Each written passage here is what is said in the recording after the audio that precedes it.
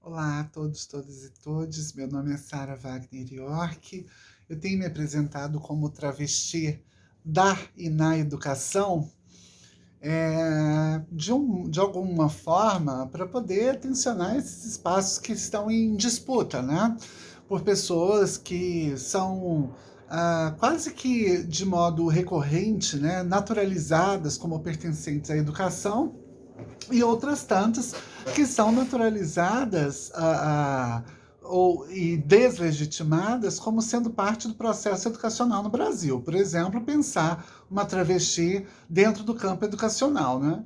Isso talvez não fosse uma coisa pensada há algum tempo, né? E algum tempo em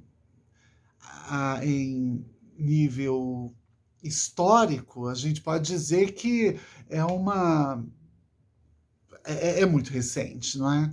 Bom, pois bem, dito isso, eu acho que eu vou à primeira pergunta, né? Como que o ensino remoto transformou minha prática diária?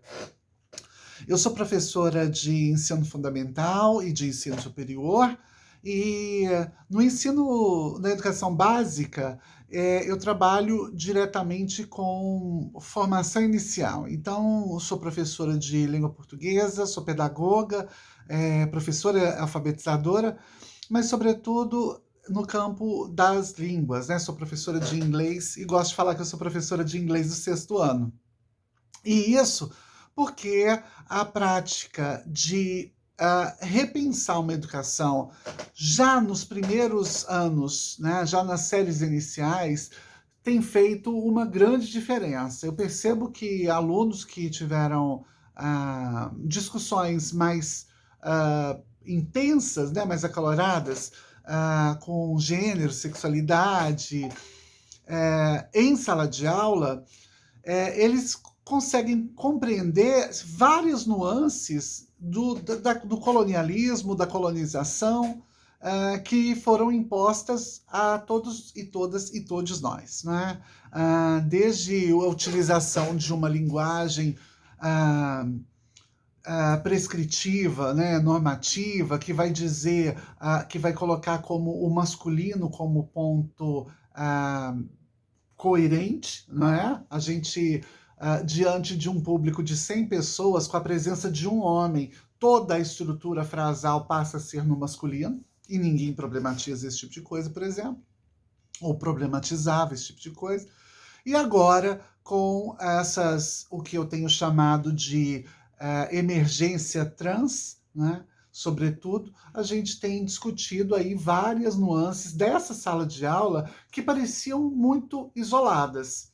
Então, eu acho que essa pergunta ela já dialoga com os benefícios e retrocessos, né? Então, assim, um dos benefícios dessa educação remota é a possibilidade do encontro, né? De perceber que pessoas, por exemplo, do Pará, de Rondônia, amigos queridíssimos do Nordeste, do Piauí, por exemplo, estão fazendo vários trabalhos nesse sentido no campo da educação.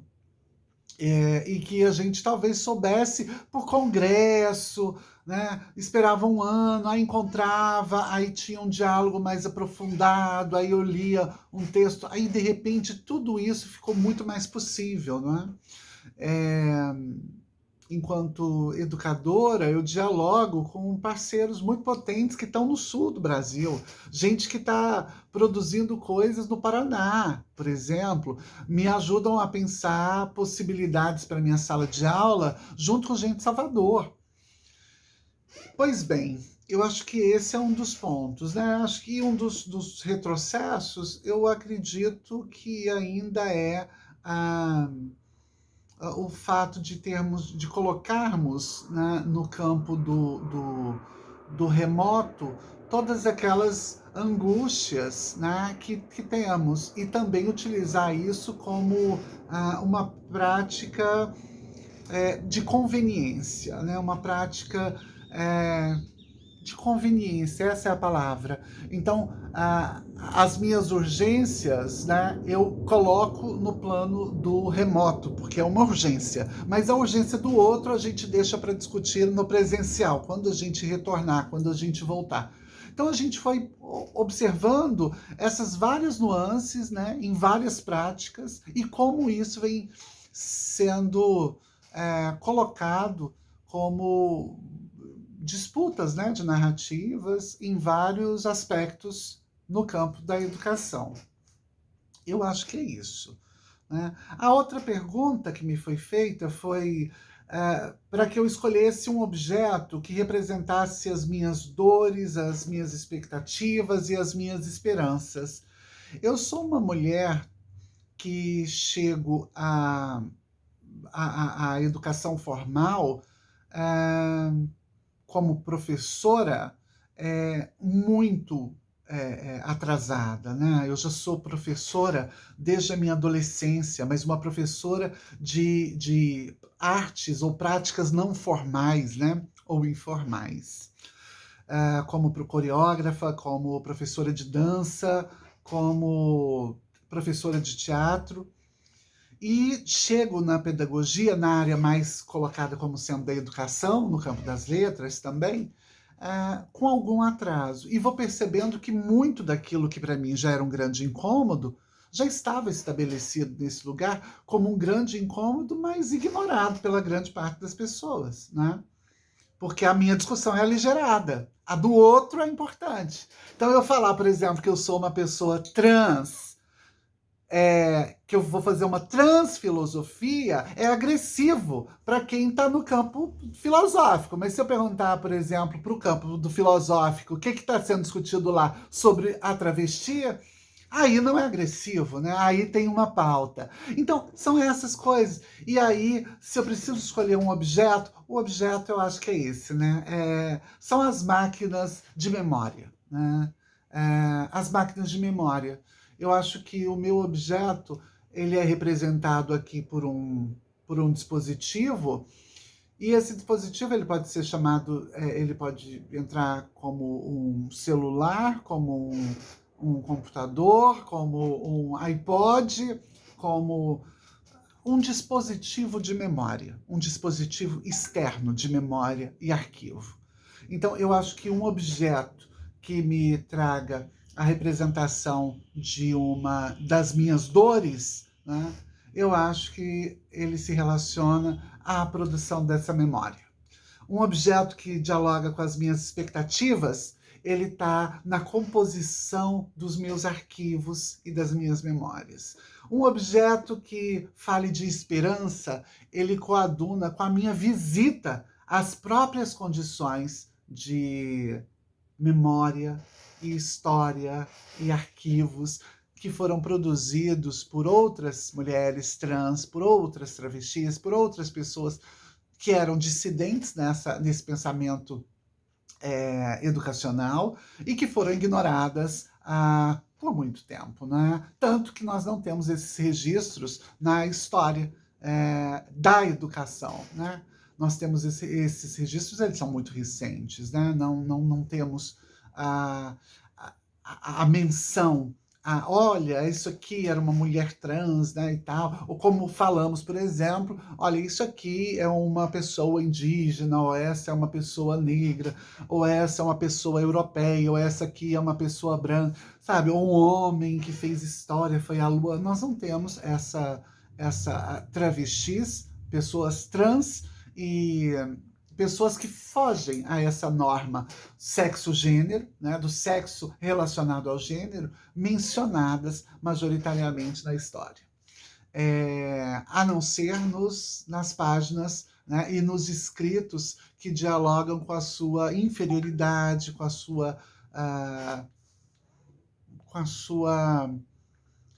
o seu posicionamento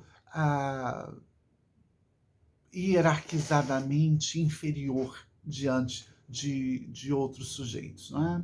E a última pergunta, eu acho que é: quais são as minhas expectativas para o período pós-pandêmico? Eu sou uma sobrevivente em vários sentidos. Eu fui colocada tive um berço muito bom, tive uma educação muito boa, de excelência. Eu acho que até os meus 12 anos, né? De 12, 13 anos. E depois eu fui insistentemente seguindo da escola, mas já fora de casa, já sendo colocada como uma coisa que não era bem-vinda, né? Então, assim, o meu processo é de uma família que me rejeita, de uma família que me expulsa, né, do seu centro como parte dela. É, depois de ser moradora de rua, de ter um filho e não poder conviver com ele. E acho que várias coisas que acontecem nesses quase meio século de vida e que finalizam, ou que se findam, eu acho, né, assim, com a possibilidade de ser uma sobrevivente de Covid-19. Eu fui contaminada, eu estava em repouso, meu último abraço havia sido na presidenta da República, Dilma Rousseff, na aula inaugural da Universidade do Estado do Rio de Janeiro, no ano de 2020. E foi o meu último abraço físico. E no final do ano, em dezembro do ano de 2020, eu tive um problema de saúde que eu não sabia o que era. Depois eu fiquei sabendo que era uma torção intestinal. E eu fui hospitalizada. E nessa internação eu contraí Covid-19. E a partir de então, vários níveis, naquele momento pensava-se que era uma doença pulmonar, né? E eu não tive nenhum comprometimento respiratório, mas várias complexidades foram aparecendo. E, e nada ligado à Covid diretamente, até que eu faço o exame de Covid já numa UTI. E aí eu descubro um triglicerídeos muito alto, né? Não se sabe como que foi o processo, se foi antes ou depois, mas que desenvolve uma pancreatite, com diabetes e uma crise renal. Então, eu sou essa pessoa que sobreviveu até agora, ao primeiro semestre de 2021, do período pandêmico. Então, falar de Covid, de período pandêmico, desse momento, sobretudo, para mim ele significa a possibilidade de luta, de várias expectativas de luta, e de luta conjunta, com mulheres pretas, com mulheres trans, com mulheres lésbicas, com mulheres translésbicas, com mulheres albinas, com mulheres de todas as identidades, e com homens e pessoas de outra conformidade que decidiram dialogar com as nossas possibilidades de uma vida profícua, de uma vida próspera, de uma vida possível, apesar de tantos retrocessos. Eu acho que é isso.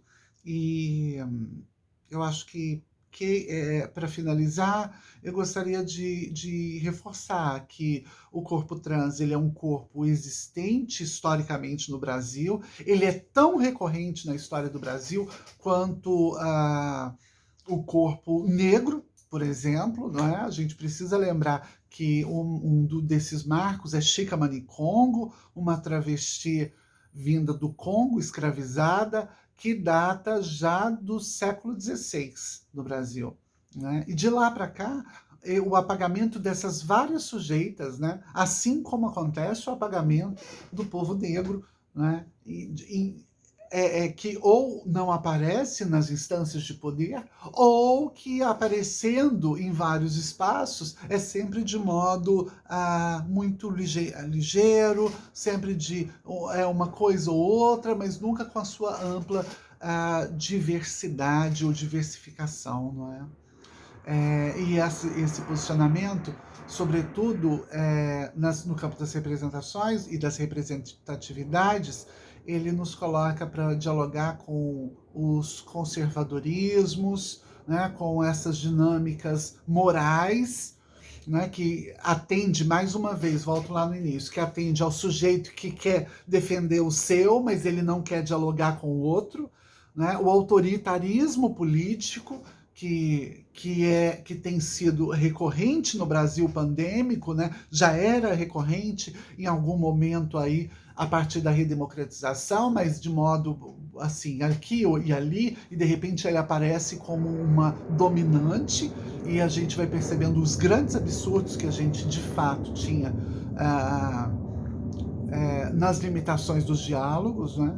E esse neoliberalismo econômico que me coloca dentro de uma dinâmica, inclusive como essa, para se pensar, né? Por que eu estou sendo inclusa num trabalho como esse? Né? É atendendo à diversidade que vem sendo pedida de modo recorrente nos processos educacionais, ou atendendo ao mercado que hoje também lucra com aquilo que eu falo e ensino?